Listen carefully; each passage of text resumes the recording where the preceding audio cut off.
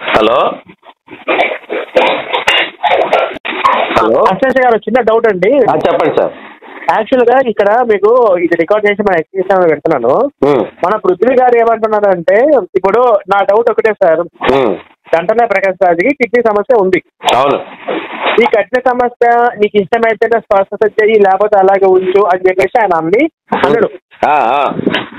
అన్నదాని మీద నేను వీడియో ఏం చేశానంటే, అయితే గంటల ప్రకాష్ అంటే ఇష్టం లేదు కాబట్టి కిడ్నీ సమస్యతో అలాగే ఉంచి ఆయన చనిపోయేదాకా ఆ నొప్పితో బాధపడేటట్టు ఉన్నాడు అంటే గంటల ప్రకాష్ అంటే ఈశ్వరుడికి ఇష్టం లేదేమో అని, అదే ఈశ్వరుడికి గంటల ప్రకాష్ అంటే ఇష్టం లేదని క్లారిటీ వచ్చింది.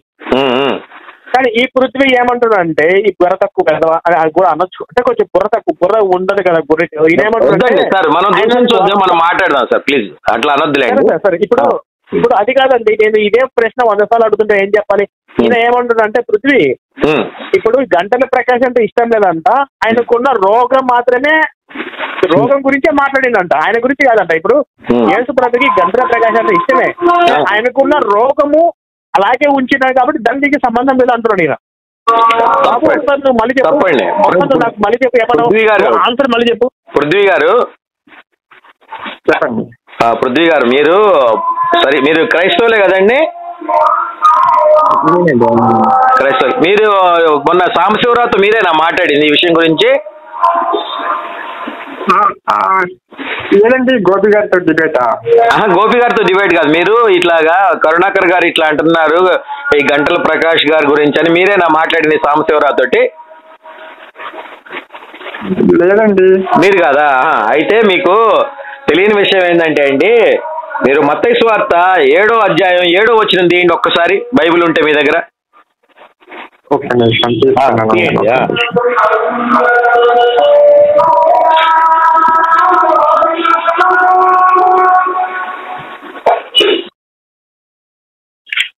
మత్తయి సువార్త 7వ అధ్యాయము 7వ వచనం తీయండి. 7వ వచనం ఒక్కసారి చదవండి మీరు, లేదా నన్ను చదవమంటారా? మీరు చదవండి. 7వ అధ్యాయము 7వ వచనం చదవండి. అడుగుడి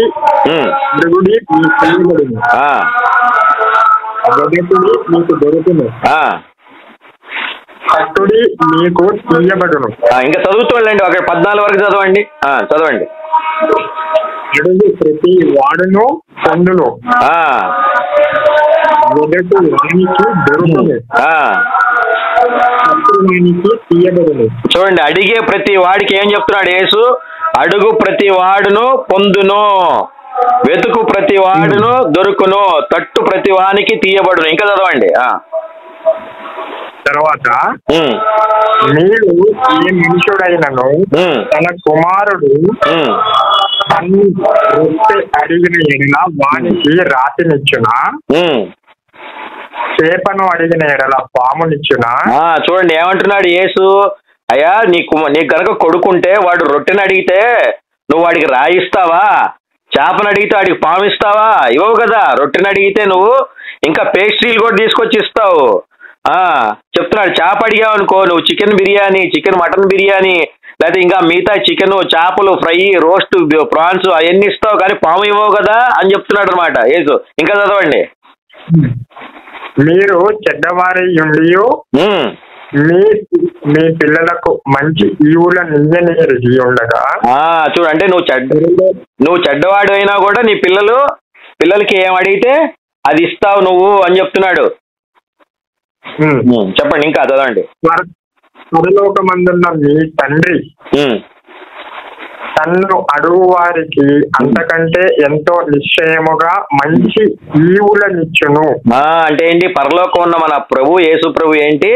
అడుగు వారికి అంతకంటే, అంటే నువ్వు నాకు 2 చేపలు కావాలంటే ఆయన 10 చేపలు ఇస్తాడనమాట.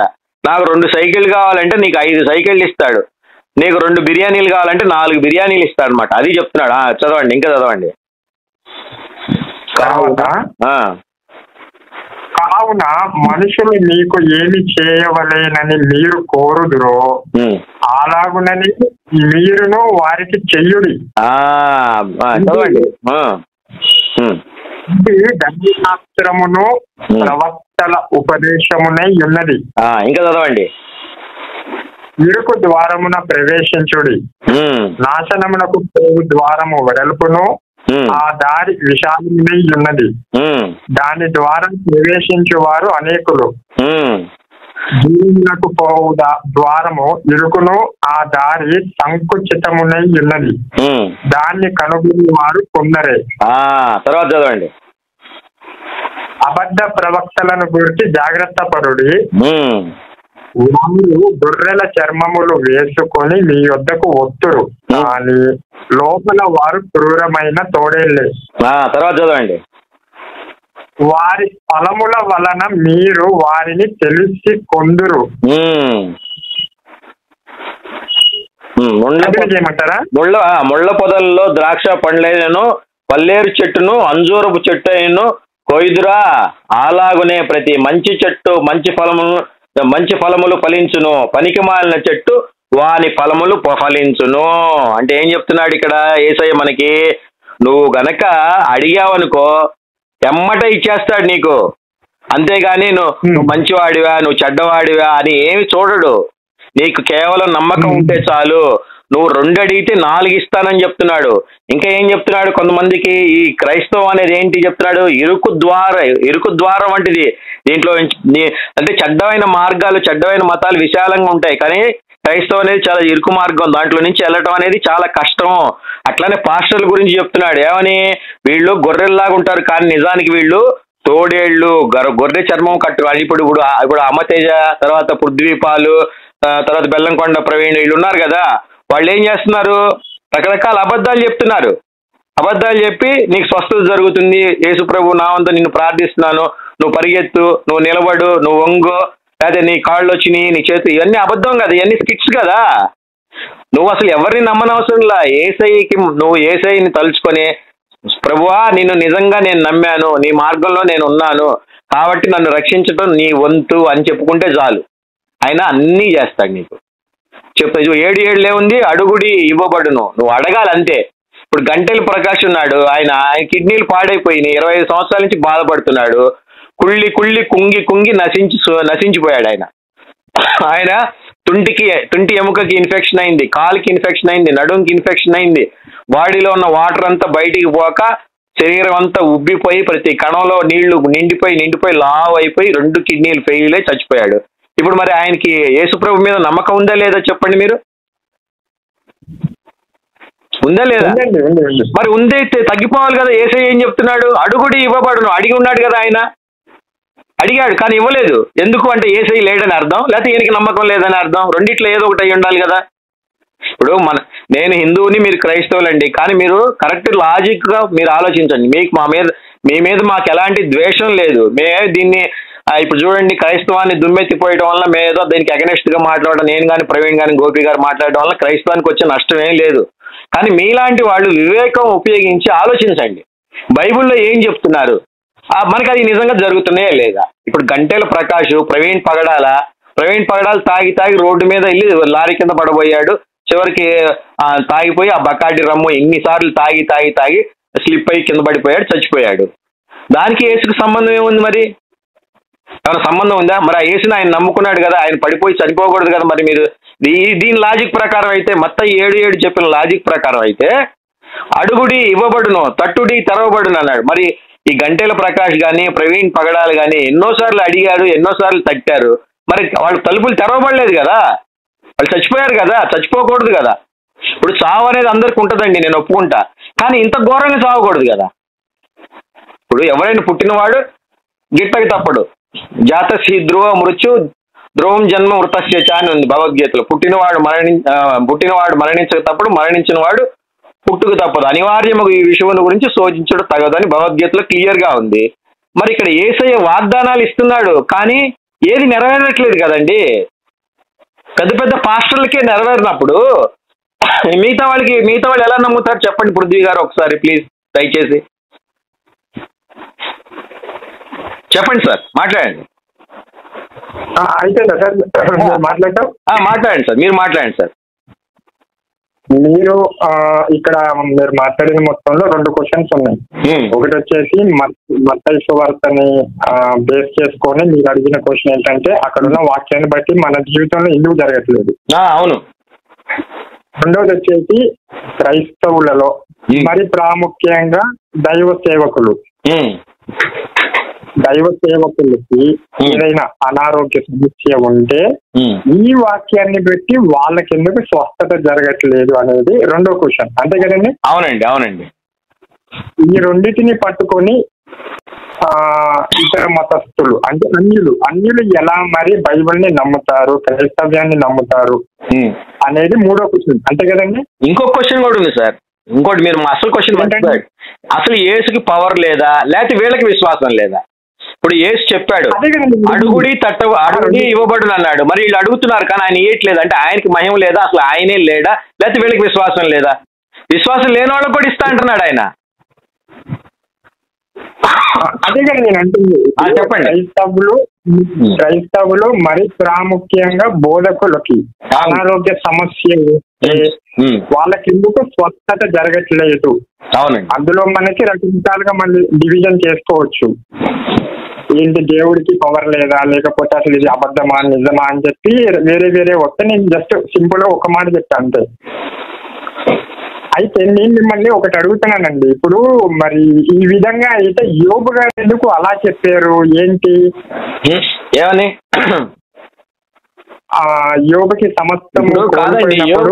యోబు చెప్పింది నమ్ముతారా, మీరు యేసు చెప్పింది నమ్ముతారా? ఇప్పుడు యేసు క్లియర్ గా చెప్తున్నాడు ఇక్కడ అడుగుడి ఇవ్వబడును అని అంటున్నాడు. మరి అడిగారు ఇవ్వట్లేదు కదా, దానికి ఏంటి సమాధానం మీది? యోబు పక్కన తర్వాత మాట్లాడదాం యోబు గురించి. ఇప్పుడు దీని గురించి చెప్పండి మీరు. నేను అనేది ఏంటంటే దేవుడు ఇస్తాడు, దేవుడు తీసుకుంటాడు. ఇవ్వటం ఆయన, తీసుకోవటం కూడా ఆయన ఇష్టం. అయ్యుండొచ్చండి, అయ్యుండొచ్చు. కానీ పృథ్వీ గారు మీరు పాయింట్ అర్థం చేసుకోవట్లేదండి. ఇప్పుడు ఈ దైవజనులకే ఆయన 20 సంవత్సరాలు 30 సంవత్సరాలు వాళ్ళని వేదనకి గురి చేస్తున్నాడు కదా. మరి అలాంటప్పుడు యేసు చెప్పిన మాటలు సొల్లు కబుర్లా లేకపోతే లొల్లాయి మాటలా అని అడుగుతున్నా నేను. అడుగుడి మీరు ఇవ్వబడను, మీకు ఇవ్వబడను అని చెప్పినప్పుడు మనం అడుగుతున్నాం, ఇవ్వట్లేదు కదా.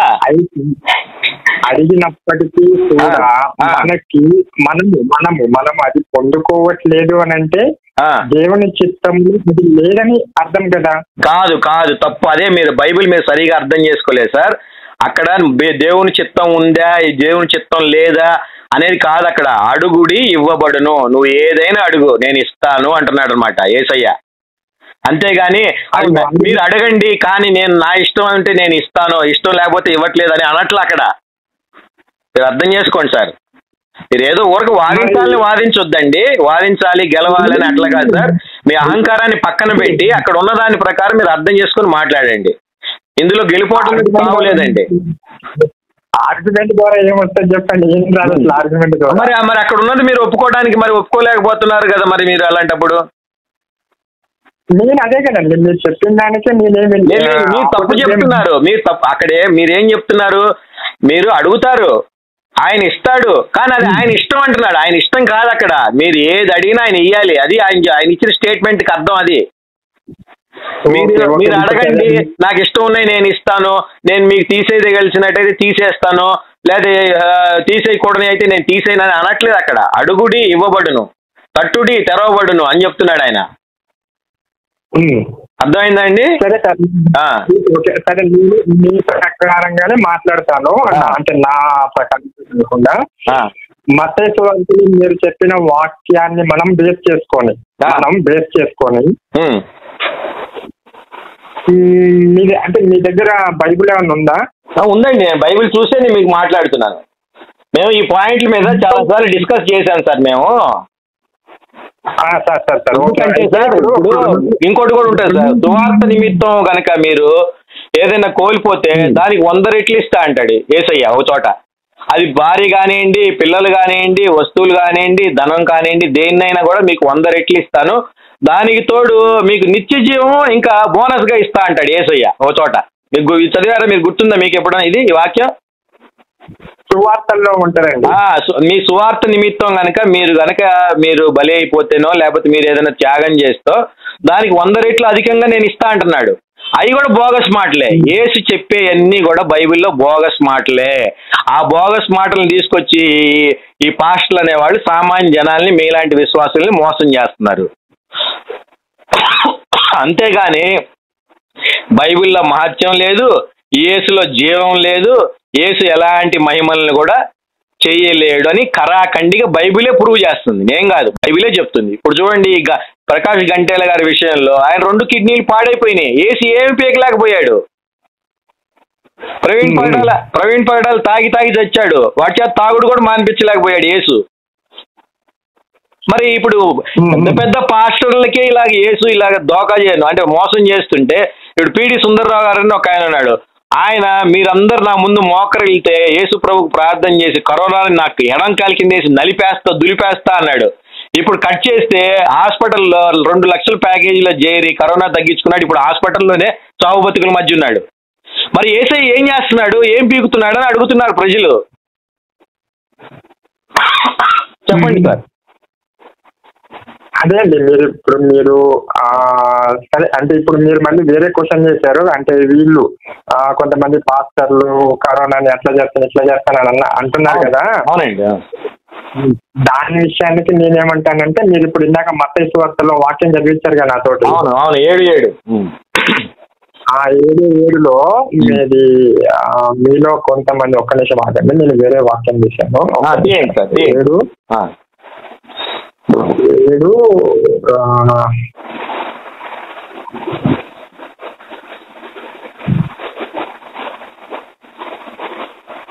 15వ వచనం. ఏదండి దేంట్లో? 7:15లో ఉన్న వాక్యాన్ని మనం ఆపాదించవచ్చు కావాలంటే. 15లో ఏముందండి? అబద్ధ ప్రవక్తలు అంటే ఇప్పుడు వీళ్ళు గంటేల, ప్రవీణ్ పగడాల వీళ్ళందరూ అబద్ధ ప్రవక్తలు అంటారు మీరు, అంతేనా?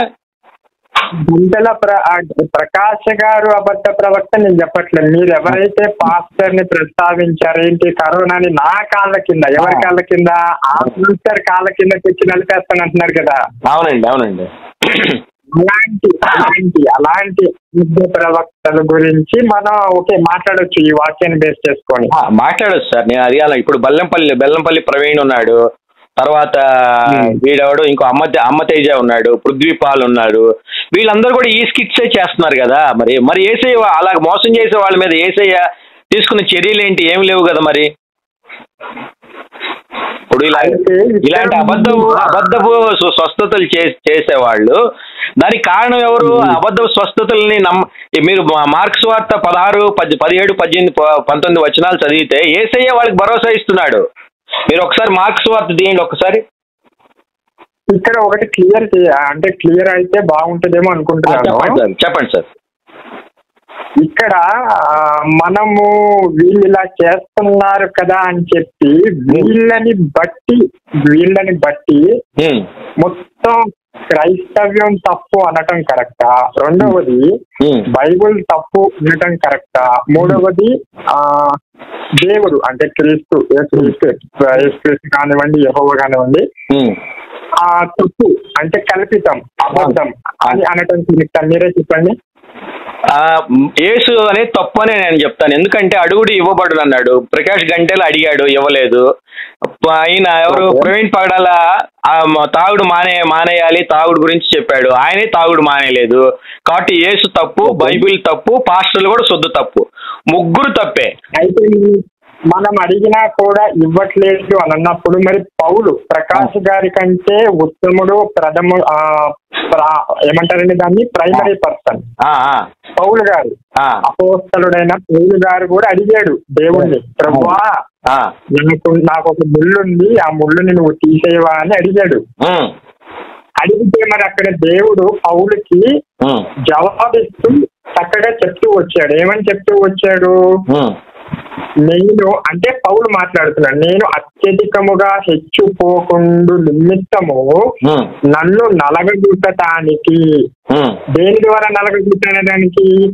ముళ్ళు అన్ని ఒక సమస్య, అంటే సమస్య, అనారోగ్యము, బాధ, కష్టము, దుఃఖము, వేదన ఒక ముళ్ళుతో పోల్చాడు పౌలు అక్కడ. ఆ ఆ ముళ్ళు ద్వారా పౌలుని నలగగొట్టడానికి సాతాను యొక్క దూతగా ఆ ముళ్ళుని ఉంచబడటానికి దేవుడు అనుమతించాను అని చక్కగా ప్రస్తావించారు పౌలు గారు. అంటే అది ఆ ముళ్ళు ఏంటి? ఆ ముళ్ళు నువ్వు ఏదైతే సాతాను యొక్క దూతగా నా జీవితంలో నా శరీరంలో ఒక ముళ్ళు ఏదైతే ఉంచావో అది నా యొద్ద నుండి తొలగిపోవలేనని దాని విషయమై ముమ్మారు ప్రభువును వేడుకుంటుని, ఒకటి కాదు రెండు కాదు, ముమ్మారు వేడుకున్నాడు. అయితే వేడుకుంటే ఇప్పుడు ప్రభు అయితే ఇప్పుడు మళ్ళీ ఏమంటాడంటే చాలా చక్కగా, అందుకు నా కృప నీకు చాలును అని ఎవరన్నారు? ప్రభు అన్నాడు. ఎందుకన్నాడు అసలు నా కృప నీకు చాలు? నీ అడిగినప్పుడు స్వతపరచాలి కదా, స్వతపరచకుండా మరి నా కృప నీకు చాలంటాడేంటి అన్నప్పుడు మనం చూస్తే కింద ఇంకేమంటాడంటే బలహీనత యందు. అంటే బలహీనత అంటే ఏంటి? అనారోగ్యం కానివ్వండి, సమస్య, శ్రమ, వేదన, దుఃఖము, అంటే ఇంకా రకరకాల అప్పులు బాధలు కానివ్వండి, ఆస్తులు పోవడం కానివ్వండి, చనిపోవటం, భార్య భర్త కొడుకు ఇట్లా రకరకాలుగా చనిపోతూ ఉంటారు కదా. ఇలా మరణం, ఓకే ఓకే ఓకే సింగిల్ గా మనం సింగిల్ వర్డ్ లో చెప్పొచ్చు, మరణం సంభవించినప్పుడు అనే దాన్ని బలహీనత అన్న దాంట్లో కలిపేయచ్చు వీటన్నిటిని. బలహీనత ఎందు నా శక్తి పరిపూర్ణమగుచున్నదని. ఎవరి శక్తి? ప్రభు శక్తి. ప్రభు శక్తి పరిపూర్ణమగడం ఏంటి? నేను బాధపడుతుంటే ఏం మాట్లాడుతున్నా ఇక్కడ ప్రభు వాక్యంలో అని మనం ఆలోచిస్తే బలహీనతలో కూడా మనం ఇంకా బ్రతికి ఉన్నాము అంటే కృప వలన అని ఇప్పుడు వాక్యంగా చెప్తున్నాడు. మరి అదే కృప కాదండి పృథ్వీ గారు, అదే కృప మరి ఈ గంటేలకి తర్వాత ఈ ప్రవీణ్ పగడాలకి మరి వీళ్ళకి ఎందుకు చూపించలేదు మరి? సార్ ఆయన కాదు సార్, మీరు చెప్పేటప్పుడు ఇప్పుడు మీరు ఇది చెప్తున్నారు పౌలుకి ఇట్లా అన్నారు, మరి అలాంటప్పుడు అడుగుడి ఇవ్వబడును, తట్టుడి తెరవబడును, మరి ఇవన్నీ ఎందుకు చెప్పాడు? అంటే ఇదన్నా సొల్లు అయినా అయి ఉండాలి, అదన్నా కరెక్ట్ అన్న అయి ఉండాలి, లేకపోతే అదన్నా తప్పు అయిన ఉండాలి, ఇదన్నా కరెక్ట్ అయిన ఉండాలి. మరి ఏది రెండిట్లు ఏది?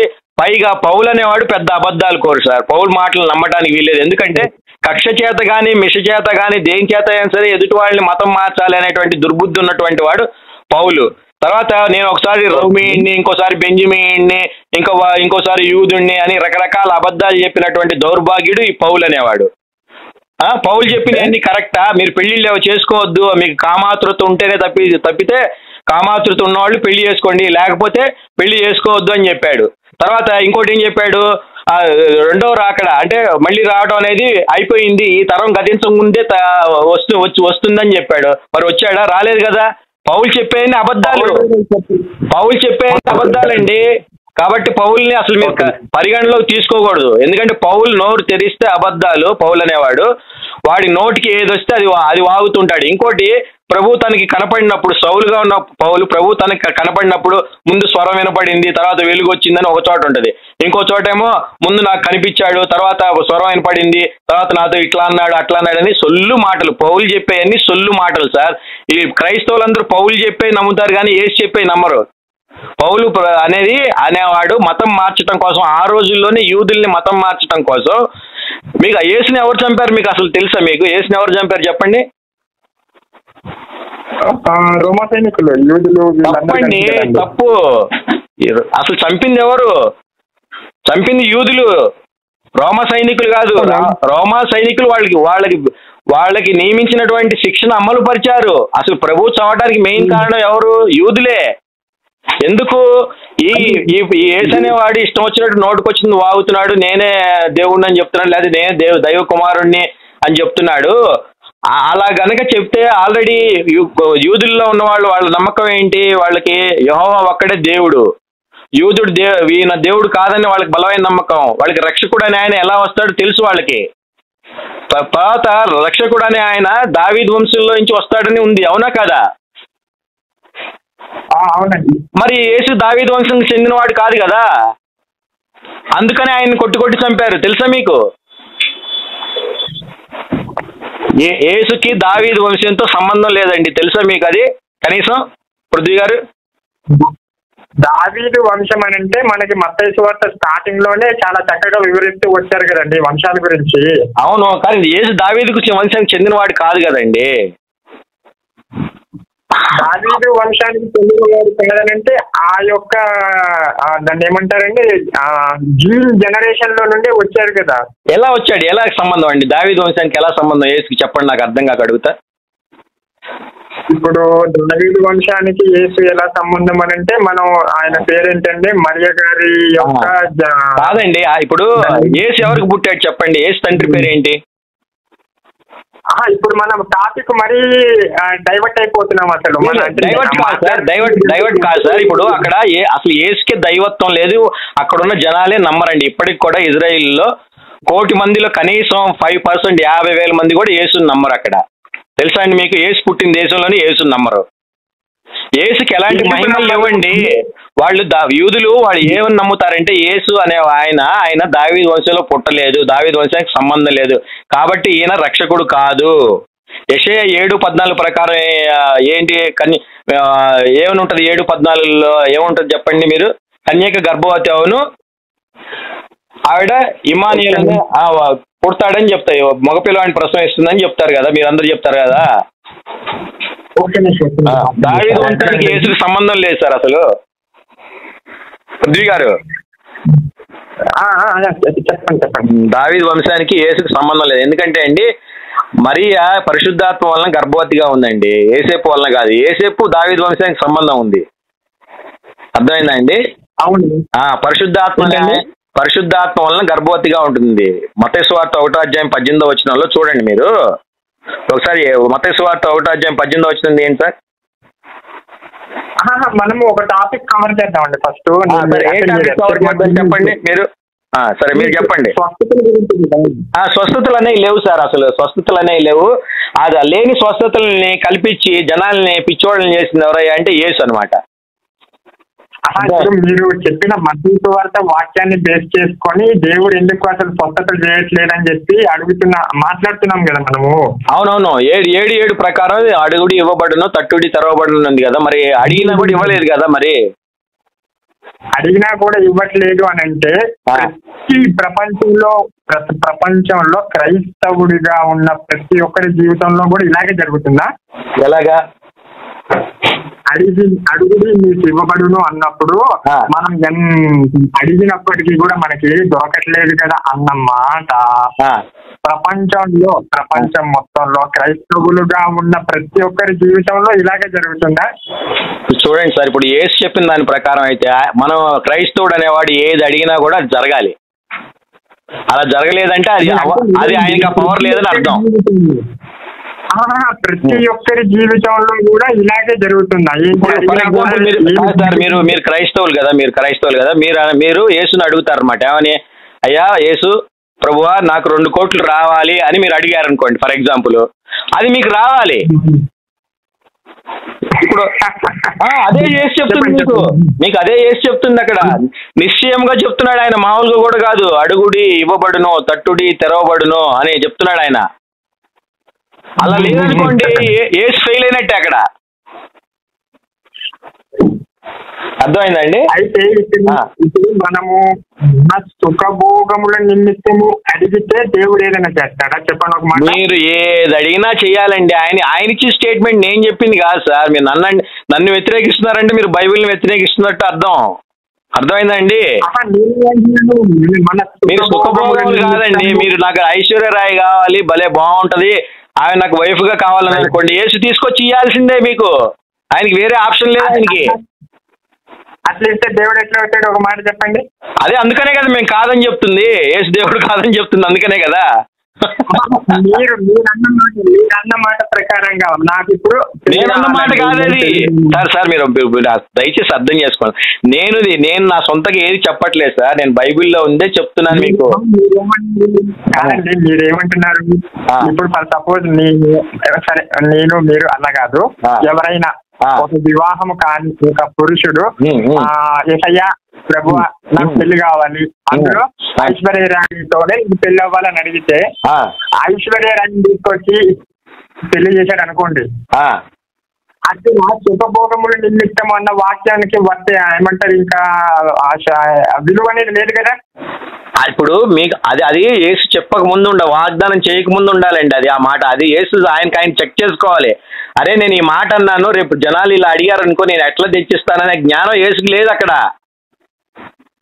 అర్థమైందా? ఇప్పుడు సపోజ్ మీరున్నారు సార్, ఫర్ ఎగ్జాంపుల్ మీరు నేను అడిగాను, అయ్యండి పృథ్వీ గారు నాకు 2 కోట్లు ఇవ్వండి, మీరు ఒక స్టేట్మెంట్ ఇచ్చారు, మీరు ఏదైనా అడగండి నేను ఇస్తాను అని అన్నారు. ఫర్ ఎగ్జాంపుల్ నేను 4 కోట్లు ఇవ్వండి అని అన్నాను. అర్రే నా దగ్గర లేవు అన్నాడు అనుకోండి, మీరు అప్పుడు మీరు సత్యం మాట్లాడినట్టే సత్యం మాట్లాడినట్ట మీరు. నేను అందుకే దాని విషయంలోనే నేను ఏమని చెప్పాడంటే సార్ మనకి, మీరు ఏదైనా అడగండి నేను ఇస్తాను, మీరు జస్ట్ మీరే కాదు ఇంకోటి చూడండి సార్ ఇంకోటి మొత్తం సువార్తలు ఏమంటున్నాడు, మీరు నమ్మకపోయినా పర్లా, ఎవడన్నా నమ్మాడు అనుకోండి వాడి ద్వారా కూడా ఇవన్నీ జరుగుతాయి అని చెప్తున్నాడు. స్వస్థతలు కానివ్వండి, మీకు వాగ్దానాలు కానివ్వండి, మీకు మీ కోరికలు కానివ్వండి అన్నీ నెరవేరుతాయని చెప్తున్నాడు. ఇప్పుడు నేనున్నాను, ఫర్ ఎగ్జాంపుల్ నేను ఆగండి సార్ ఒక నిమిషం, నేనున్నాను, నేను ఏ సైడ్ నమ్మను, కానీ మీరున్నారు, మీరు ఏ సైడ్ నమ్ముతారు. మీరు అయ్యా ప్రభువా మా ఆశ్లేష్ గారికి 10 కోట్లు కావాలని మీరు అన్నారు అనుకోండి, నాకు ఇస్తాడు యేసయ్య, వాగ్దానం చేశాడు అది ఆయన. ఇది నా తప్పు కాదు, మీ తప్పు కాదు, ఇది యేసయ్య నోటి దోలతో మాట్లాడిన మాటలు ఇవన్నీ కూడా. అర్థమైందండి? అందుకని యేసయ్యని ఒక ఫేక్ అని అంటాం మేము. అందుకనే అన్నది ఏంటి, ఏదడిగినా ఇస్తాను అని అన్నారు కదా, ఏదడిగిన ఇవ్వాలి. నేను అనలేదు సార్ దయచేసి యేసయ్య మీరు ఏదైనా అడగండి నేను ఇస్తా అంటున్నాడు. ఆ వాక్య ప్రకారంగా అది ఎక్కడ ఉందో కొద్దిగా చెప్తే నేను ప్లీజ్ చదువుతానండి. ఏదైనా అడిగితే నేను ఇస్తాను అన్నాడు అంటున్నారు కదా. అవును, మీరు చూడండి, మీరు మార్క్స్ వార్త తీయండి 16 తీయండి, మార్క్స్ వార్త 16 తీయండి. యోహాన్లో కూడా ఉంటది.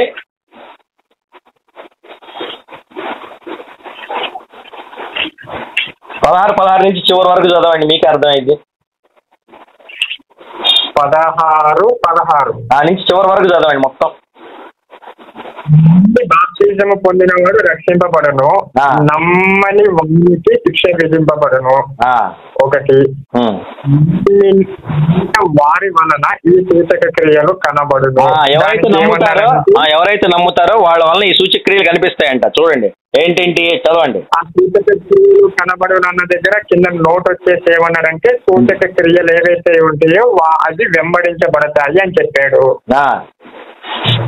అయితే అవేమనగా మనం చూస్తే, నా నామమున దెయ్యములను వెళ్ళగొట్టుదురు, క్రొత్త భాషలు మాట్లాడుదురు, పాములను ఎత్తి పట్టుకుందురు, మరణకరమైనది ఏది తాగినను అది వారికి హాని చెయ్యదు, రోగుల మీద చేతులు వచ్చినప్పుడు వారు స్వస్థత నొందుదురు అని చెప్పాను.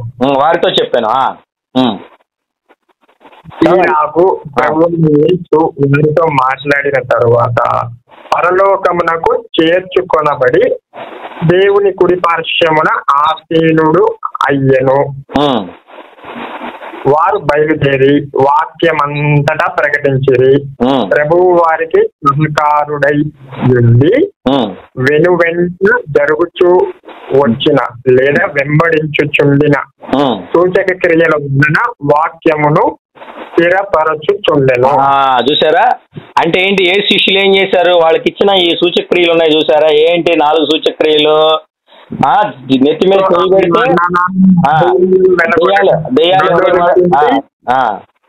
సార్ ఒక నిమిషం అండి. అంటే అనేక భాషలు మాట్లాడటం, పాములను ఎత్తి పెట్టుకోవటం, మరణకరమైనది త్రాగినను ఏంటి ఏ హాని జరగకపోవటం, నెత్తి మీద చేయి పెట్టి దెయ్యాలని స్వస్థతపరుస్తారు. అంటే చూడండి యేసు ప్రభు ఏం చేశారు వీళ్ళందరికీ. ఇప్పుడు బెల్లంపల్లి ప్రవీణ్ ఉంటాడు, in the name of Jesus I'm ordering, I'm commanding, ఓ సాతానా గోవే, సాతానా వెళ్ళిపో అంటాడు. లేదా కుంటోడిని నడువు పరిగెత్తు, ఇప్పుడు ఎలా ఉంది అంటాడు. అబ్బా సూపర్గా ఉంది, అసలు జెస్సీ ఓవెన్స్ లాగా పరిగెత్తున్నాను, హుస్సేన్ బోల్ట్ లాగా పరిగెత్తున్నాను అంటాడు. ఇవన్నీ ఎవరిచ్చారనుకున్నారు వాళ్ళకి?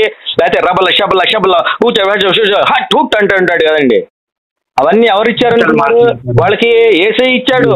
వాళ్ళు ఇప్పుడు వాళ్ళని చెడగొట్టింది ఎవరు? యేసయ్యనా లేకపోతే వాళ్ళ?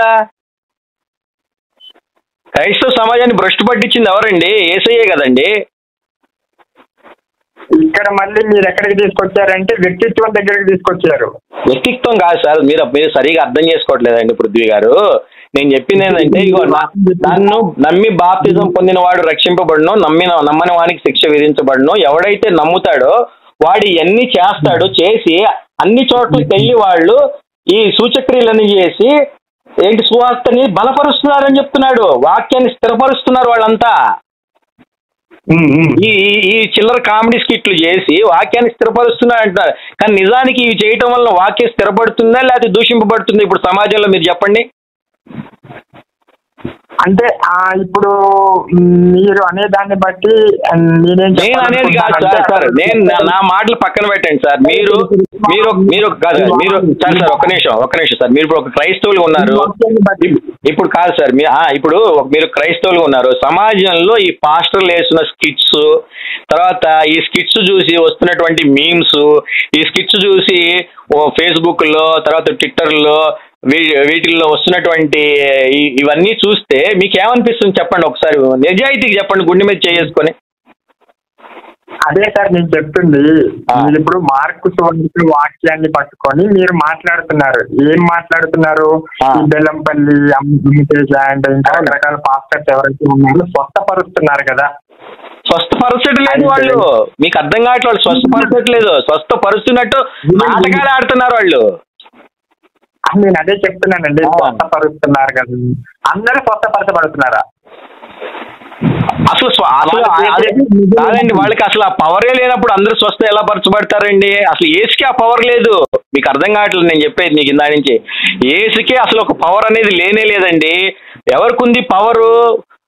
తండ్రికి ఉంది, యెహోవాకు ఉంది పవరు, యేసుకి లేదు. తండ్రి నామం చేత ఇప్పుడు యోబుని లేపినా లేకపోతే ఎవరికైనా కుంటి వాళ్ళని గుడ్డి వాళ్ళని స్వస్థత పరిచినా ఎవరిచ్చారు ఆ పవర్ ఆయనకి? ఆయనకి స్వతహాగా ఏమి లేదు. ఆయనకి తండ్రి ఇచ్చాడు. ఆయనకి అర్థమవుతుంది. మీరు బైబిల్ చదివితే మీకు అర్థమైంది ఇదంతా. యేసుకి ఎలాంటి పవర్ లేదు. కానీ ఇప్పుడున్న పాస్టర్లు ఎవరి నామంతో వాళ్ళు స్వస్థత పరుస్తున్నా అని చెప్తున్నారు? తండ్రి జీసస్ క్రైస్ట్ నామంతో, యేసు నామంతో మిమ్మల్ని దెయ్యాలని పోగొడుతున్నాను యేసు నామంతో అంటారు. అసలు యేసుకే పవర్ లేదు కాబట్టి ఇవన్నీ జరగవు. అర్థమవుతుందా సార్ నేను చెప్పిన పాయింట్? లాజర్ని ఎవరు లేపారండి? అసలు యేసుని ఎవరు లేపారు? సిలువేస్తే యేసుని ఎవరు లేపారు? దేవుడు ఆయనని లేపను, అందుకు మేమే సాక్షులు అని చెప్పారు ఆయన శిష్యులే. ఎవరు లేపారు యేసుని? దేవుడు లేపాడు. లాజర్ని ఎవరు లేపారు?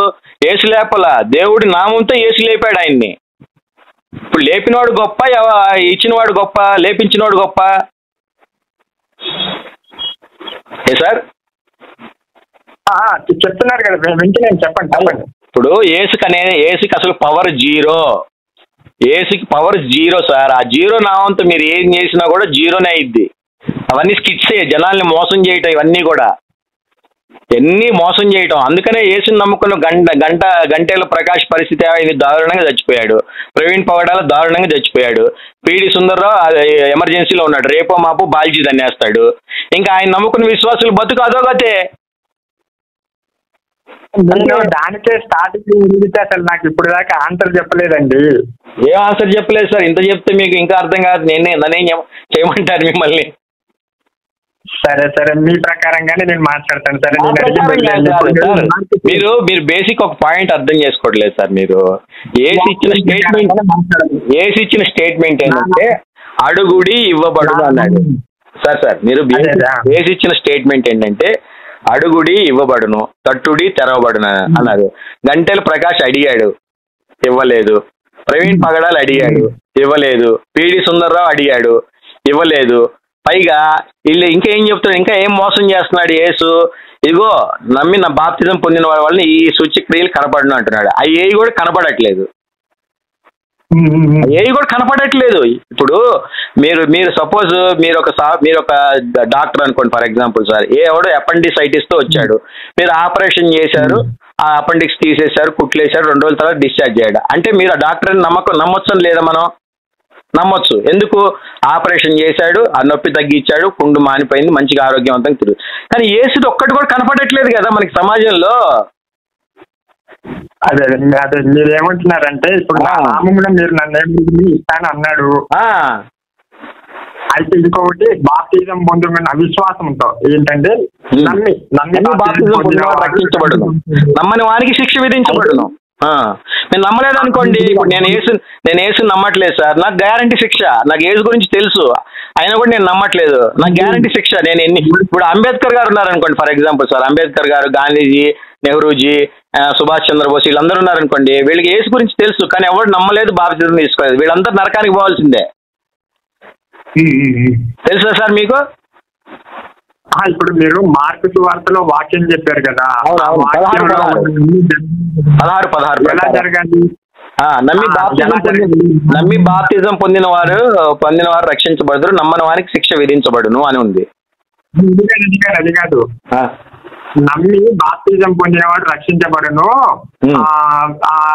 రక్షించబడిన వాళ్ళు ఈ సూచక క్రియలు చేస్తారు. అవును, ఎలా చేస్తారు ఈ సూచక క్రియలు? నా నామమున మీరు నన్ను ఏం అడిగినాను, ఆయన నామములో మనము ఏది అడిగినానో చేస్తారు కదా.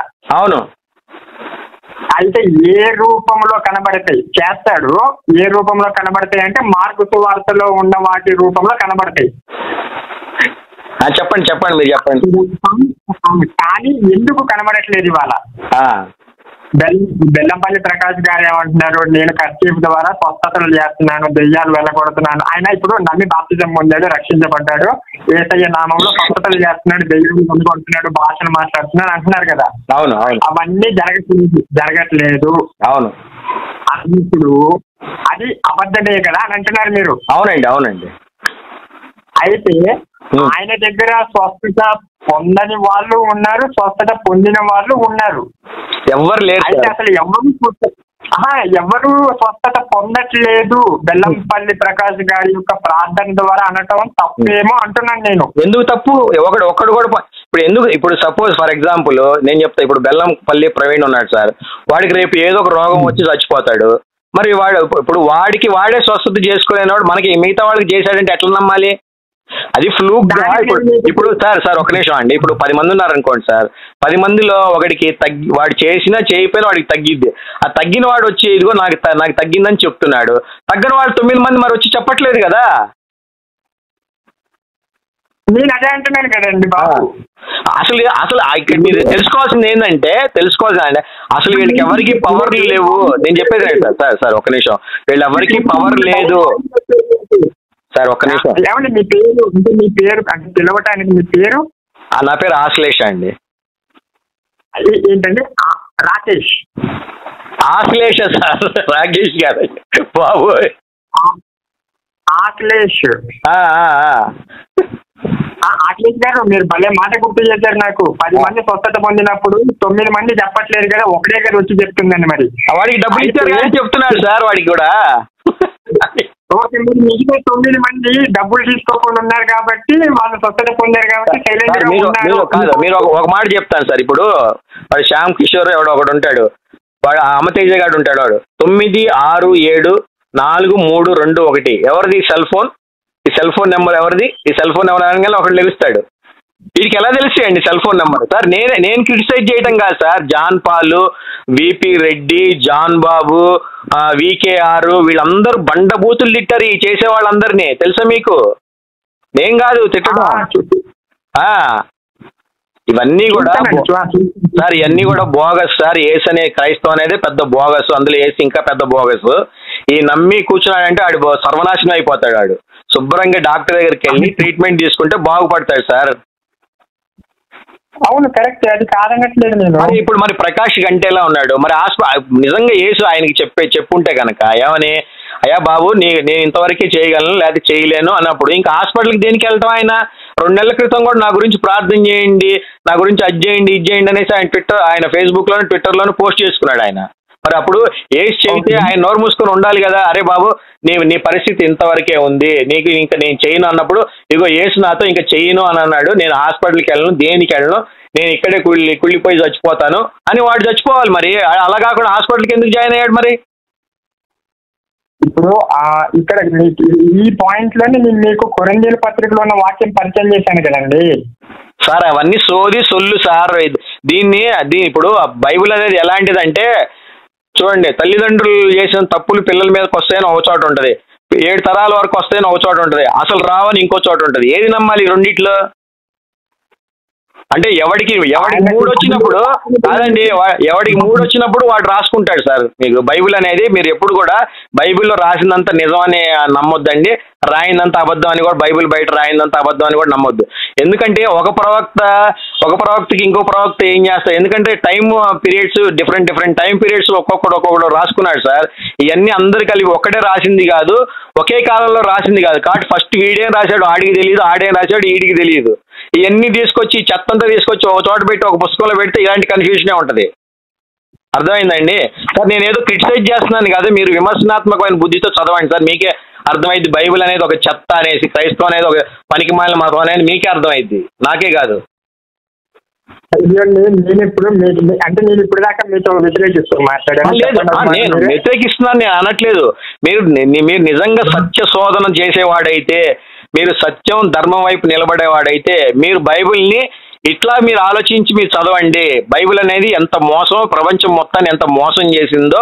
తర్వాత ఈ క్రిస్టియానిటీ అనేది ప్రపంచ దేశాల్లో ఉన్న కల్చర్ని, వాళ్ళ సంస్కృతిని, వాళ్ళ భాషల్ని, వాళ్ళ హెరిటేజ్ని, కల్చర్ని మొత్తం సర్వనాశనం చేసింది దరిద్రపు కొట్టు క్రైస్తవ మతం అనేది. అర్థమైందండి? అదే అంటే నేను ఇంకా మీ మాట మీద నిలబడుతున్నాను సార్. మీరు చూపించారు కదా వాక్యాలు. అవునండి. ఇప్పుడు నా మాట మీద కాదు సార్, ఇది బైబిలే చెప్పింది సార్ ఇట్లా అని. నా మాట మీద కాదు, నేను చెప్పిందన్నీ బైబిల్లో తీసి చూపించినవే మీకు. ఇప్పుడు మీ మాట అంటే మీరు ఎక్కడి నుంచి చెప్పారు చెప్పండి? బైబిల్లో నుంచే. బైబిల్ మాట అది, నా మాట కాదు, బైబిల్ మాట మీద ఉండండి. బైబిల్లో ఉన్న మాట ప్రకారం బుద్ధి గారు, నాకు కొంచెం పని ఉందండి, చాలాసేపు నుంచి మాట్లాడుతున్నా, దాదాపు 45 నిమిషాల నుంచి మాట్లాడుతున్నా మీతోటి. Very nice talking to you sir. మీరు కూడా చదవండి, చదివి నిజాన్ని తెలుసుకొని మీరు ఈ దరిద్రపు కొట్టు మతంలో నుంచి బయటికి రండి సార్. జై హింద్, భారత్ మాతకి జై అండి.